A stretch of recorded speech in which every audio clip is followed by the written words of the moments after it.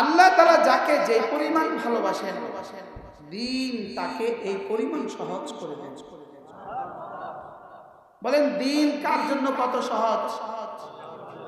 আল্লাহ তাআলা যাকে যে পরিমাণ ভালোবাসেন তার জন্য দিন এই পরিমাণ কি? এই পরিমাণ।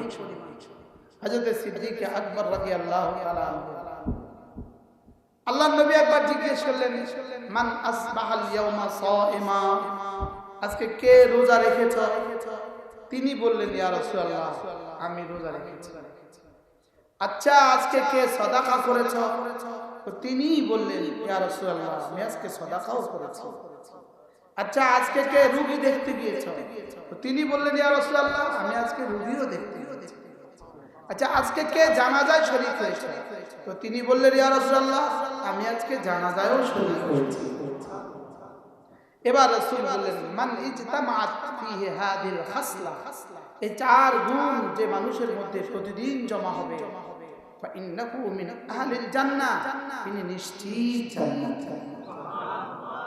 হাজারো মাওকার উপরে, হাজারো ক্ষেত্রে আল্লাহর নবী হযরত আবু বকরকে জান্নাতি ঘোষণা দিয়েছেন। আল্লামা ইবনে কাইয়িম আল-জাওজিয়া লিখছেন, এদিন যদি আল্লাহ রাসূল 100টা সিফাতের কথা জিজ্ঞেস করতেন, প্রতিটা সিফাতেই হযরত আবু বকর বলতেন, আমি করেছি। কেন আল্লাহ তাআলা তার জন্য দ্বীনকে সহজ করে দিয়েছেন? তিন কারণ। বলেন কয় কারণ?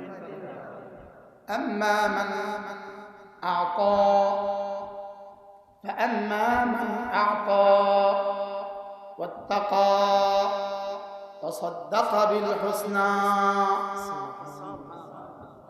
তিনটা সিফাতের কারণে, তিনটা গুণের কারণে।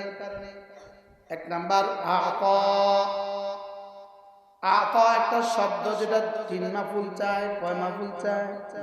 তিন মাফুল। কে কাকে কি দিয়েছেন? কে কাকে কি দিয়েছেন? বলেন। দুই মাফুল চায়। কয় মাফুল? দুই মাফুল।